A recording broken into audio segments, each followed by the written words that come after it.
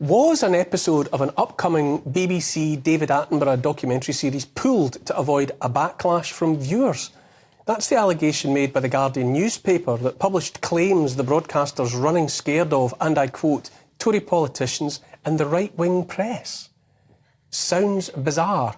Joining me now to tell me more is TV critic Sarah Robertson. Hello, Sarah.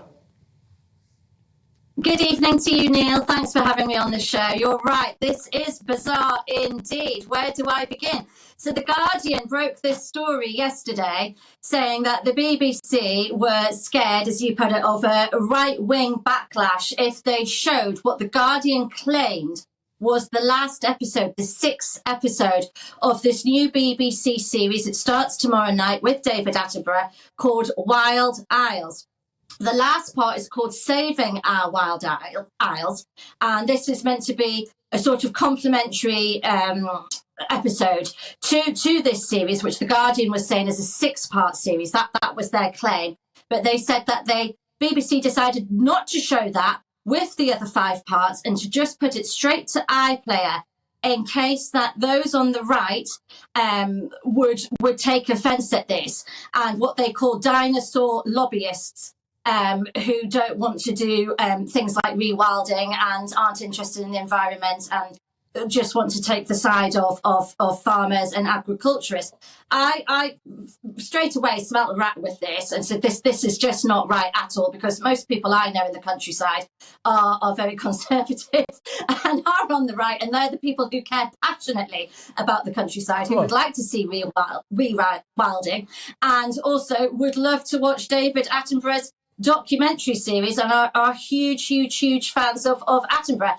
Anyway, the BBC, to cut a long story short, came out last night and said The Guardian's article, and those two are normally in bed with each other, but they said The Guardian's article was incorrect, was wrong, and that this was never meant to be a 6-part series. What the last part was a film by the RSPB and the World Wildlife Fund, which was never part of the main series, and they had acquired the rights for it to go on iPlayer. So The Guardian have taken this and spun a story to try and have a go at those on the right, and to say that, you know, the BBC is cancelling David Attenborough, who, as we know, is a national treasure.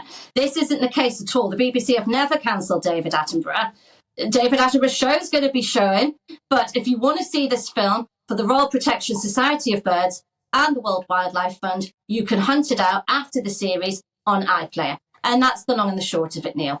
How desperate can anyone be to suggest, you know, that it's right-wing extremists and the BBC's fear thereof that would persuade the BBC ahead of time to cancel an episode of a series?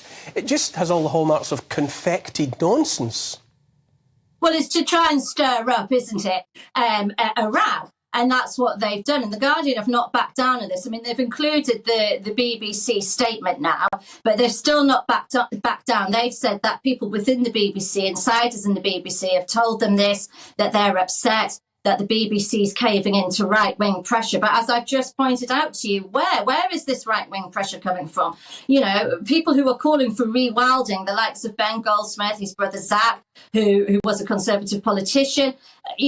I don't understand it. How can they claim this is pressure from the right when it's people on the right who would like to see more done to preserve the countryside, to try and get rewilding going, to talk about what's going on in the British countryside and what we can do to salvage it? I just can't understand how they think they can get away with it. And that's why I tweeted about it last night. I said, this is fake news from The Guardian. They've taken something, ran away with it to try and say the BBC's doing censorship. It's not the case at all in this. And as if anyone would cancel David Attenborough. The day that the BBC cancelled David Attenborough, I think everyone then will say, throw the BBC in the sea and not pay the licence fee. But the BBC in this instance have not done this. And they've said this was never a 6-part series. It was always a 5-part series. But with this extra film that they've acquired from elsewhere, they've not made it themselves. They've bought it in. And if people want to see that, as an extension of the show, they can do so on iPlayer. So I don't see how The Guardian can make such a big deal out of this. I think it's really, really bad. And of course, the left have seized on this and said the BBC, after everything what's happened with Gary Lineker, the BBC censoring David Attenborough now. Sarah Robertson, Sarah Robertson, TV critic, I think you have nailed that one squarely to the post where it deserves to be. Thank you for joining me this evening.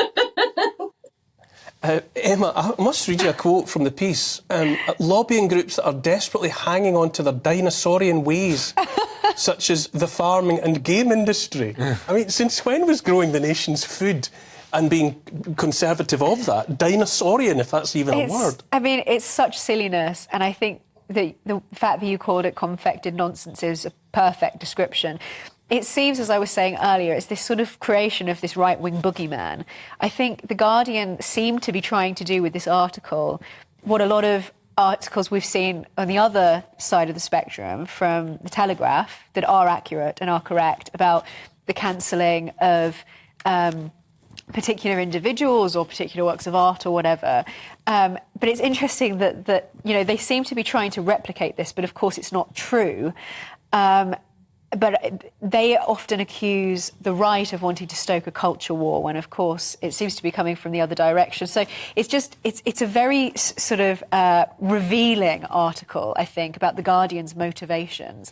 They seem to want to basically spin this imaginary boogeyman.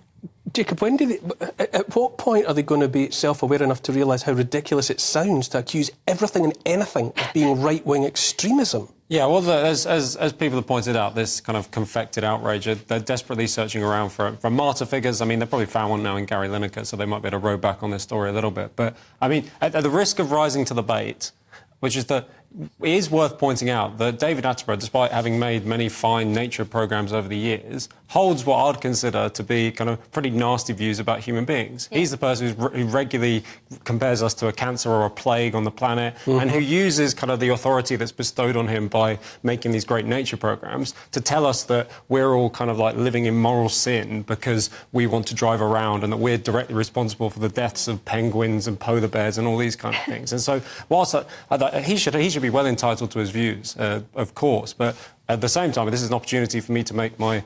I'm often the only person in a room who'll ever say something bad about David Attenborough, but I do feel the need to kind of point out this is someone who really, generally speaking, loathes his viewers. He thinks that they are horrible people because they drive around and use cars and kind of want consumer goods. And, I mean, David Attenborough and St Greta of Thunberg were conspicuously silent about the trillions of face masks, plasticised face masks that went into the ocean.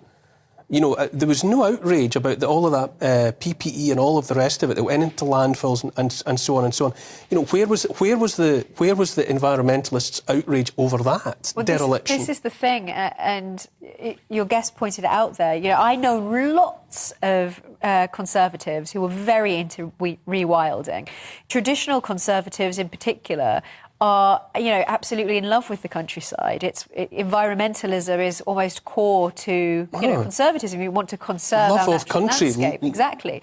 So not only is this confected, but it's also unconvincing because of the way that it's sort of portraying this non-existent brand of, and maybe they're thinking of, you know, particular libertarians or something. They think they want to concrete all over the landscape. But it's a very good point. You know, there are many conservatives who are really very good custodians of the environment and who care a lot about this. And actually some of the criticisms of the left environmentalist movement are coming from a place of concern about the environment. So I think that this article from The Guardian is extremely telling. Some might say unconvincing. I would say it's a tissue of whoppers myself.